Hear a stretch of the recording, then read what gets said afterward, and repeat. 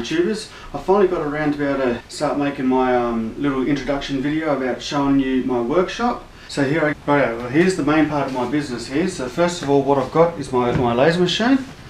Then I've got, there's a small little printer here. I don't really use that one as often anymore. I've got my computer set up just right here. And then this one here is my big sublimation printer. This is a wide format printer, and it just prints onto paper, but a special kind of paper with a special kind of ink.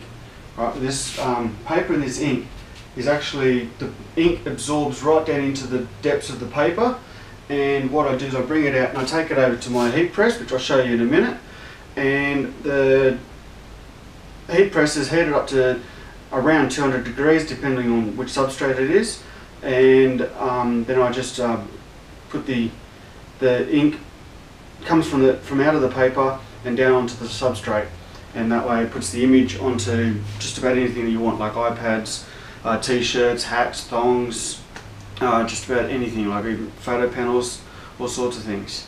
So so the first thing is here's my laser machine. What I normally use in here is I've got a honeycomb rack here, and when I put the main uses for this one here is for when I use it on acrylic, because the light beam can shine down through the honeycomb, and then by the time it gets down to the thickness here, the light blurs out. So when it goes to reflect, it's not going to be strong enough to cut the acrylic on the way back up again.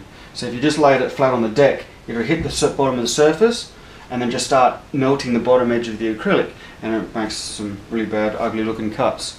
So you should always use honeycomb tables inside, and it's just a small little desktop version. So obviously like my main size here is basically, that's the size that I can cut. So anything that I make is going to be, like if I make big lettering, I just make a single letter or even a couple of letters, and then to make the rest of the word I'll have to just do multiple of them. So pretty cool. Sometimes the other things I've been able to do is you make up a part of the, like just say you want to make a big panel thing, and you can make them so that they just go together, and you just have to glue them together. So over here we've got my heat press. This one here is big enough to be able to do most sort of t-shirts. It's not going to do full size like football jerseys or anything like that, but you get to have a full image right down across your shirt. If you've got smaller size shirts, you should be able to fit the whole shirt in there, and you can press every last bit of it. But other than that, you can do fairly large size photo panels or just a whole heap of smaller jobs all at the same time. And what this here is actually a swing away press. You bring that out a bit, lift that up, and it just spins away like this, and then you can just put your job down. You've got Teflon sheets and stuff just to protect the board there, so you don't want any of the ink rising up and going onto the bottom of the aluminium here, because that's a bit hard to try and polish all that off. So you just use these Teflon sheets, and sometimes sheets of softer material in case you've got like on some of the name badges. What I've got is they're beveled down on the edges, and this little bit of foam stuff just sort of wraps that down around a little bit just to keep it all flat. So it's pretty simple, the heat press. Just lock it down, and just lock it in like that, and then the timer starts, lets it go through, and then you release it. This one over here is my vinyl cutter. It's not the most used equipment here in my workshop. I started off making up small signs and some sort of t-shirts and things like that, but now I've moved on to sublimation, which is full color images, and they're actually embedded in the shirt, where the vinyl kind of leaves a feel or a texture to the surface. But the good thing about keeping it is that you can still print on darker shirts, and, well, not really print, but you can press the vinyl onto darker shirts, or they're good for simple graphics that have only got single colours, like vinyl. So it just shoots like this here, and it just uses the blade tool in there that just runs around and cuts the vinyl. You want to weed off all the excess vinyl here, and then you can press that on, but you'll be pressing like one colour at a time, and then you bring out another colour and go on from there. This is one of my newest little babies right here. It's my 3D printer.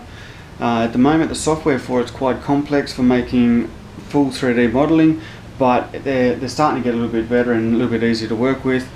And there's a lot of sites out there where you can just download files that other people have made and just print them straight out of in here.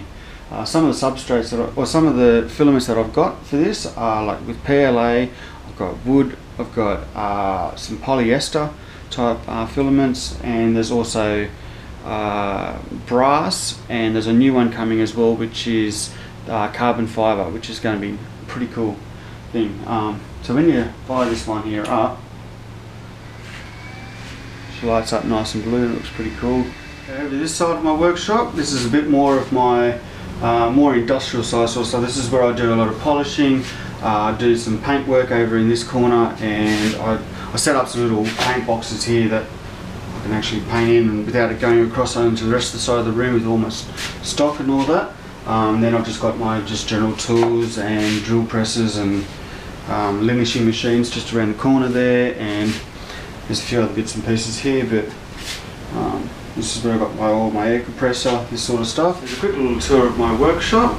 So my next coming up videos are going to include a little bit more detail on each specific machine and me completing a job on each one, and then to show you some different ideas and things that we can do using these different machines here. So it's going to be a lot of fun, so stay tuned.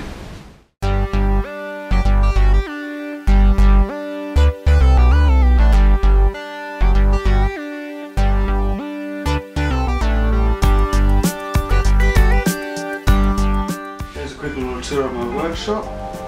Really? Oh yeah, over here is what we've got is how you going, YouTubers? Finally I've got to ready to do the Whoa!